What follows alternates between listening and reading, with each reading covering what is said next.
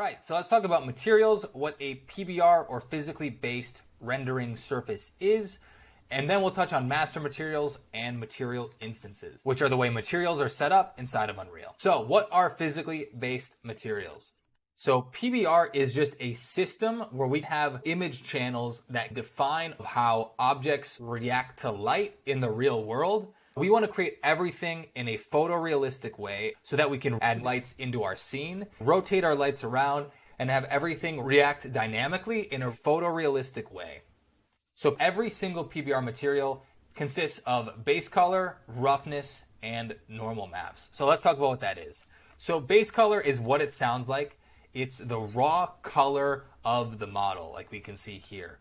This can also be known as the albedo. And if you take any object and you got rid of its reflection and its shininess, this is what you would see underneath. You don't want any shadows. You want the pure base color that you would have of the object. If it was an apple, it'd be a very red map. So the best way to preview this is to go from lit mode into unlit mode. And this will basically remove all of the lighting data and reveal the base color of all of the objects in our scene. So if we go to the albedo controls here, if you want to modify anything that's grayed out, just click on the little checkbox. By clicking and dragging, we can see exactly what this effect does on our object. And now if we go to lit mode, we'll see the sort of effect that has.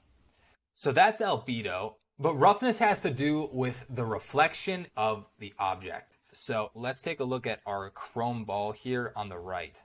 So we have roughness and metallic options. So not every object needs to be metallic, but every object will have a roughness channel.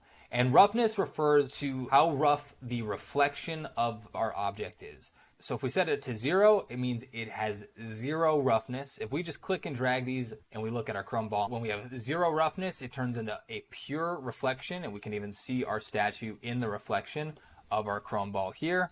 And if we go all the way to 1, you'll see that we start to lose that visibility and it starts to become very, very rough. Now, specifically what roughness is referring to, if you imagine the surface at almost an atomic level, how rough and jagged that surface would be.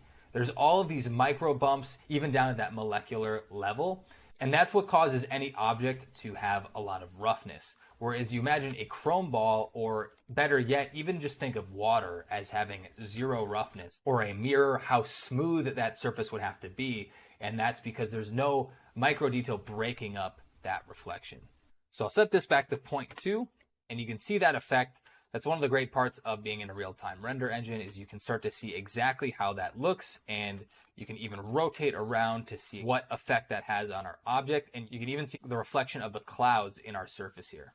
And then we have the normal channel, and the normal channel is just a way for us to add additional detail to our object without adding additional polygons or triangles. So if I go to our wireframe here, we'll see exactly how detailed this object is. And you might expect this wireframe to have a lot more details, because when we look up close, we have all of this detail and it reacts to light in the way that we would expect. But this is actually coming from the normal map. So if I set this to 0, you'll see that our surface has a lot less detail. And this is because it's easier to process this information at a per pixel level in the normal map, as opposed to creating geometry for the equivalent of every single pixel.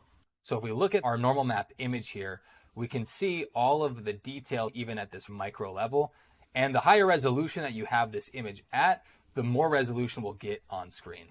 And our normal map is not something that you would create by hand in Photoshop. This is data that is best created by a computer, typically when baking down high resolution sculpt or photo scans and condensing it down into a texture using an automated process. So in Substance Painter or ZBrush, you'll take your high polygon mesh, reduce the poly count, and then use a process called baking to create these normal maps and take the detail in the high poly mesh, but convert it into this normal map so we can use it on something with significantly less polygons.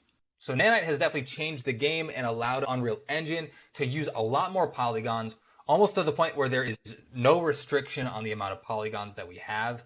But If you're going to model the surface, this would require an insane amount of geometry for every little nook and crevice that's existing on here. A lot of times it is going to be easier for us to have this micro detail happening at a per pixel basis instead of a per polygon basis. So it's still a good idea to use normal maps wherever you can. We can start to increase our normal strength. Another thing we can do is we can also set it to a negative value and invert it. And instead of having these look like there's crevices that are going in towards the center of this object, we'll start to have these bumps going outward. So there is a direct relationship here, and normals are affected by the lights in the scene. You can see that the light starts to catch on the sides here based on where that light is. And if I move it to the left here, you'll see that it looks like the left side of these bumps are catching the light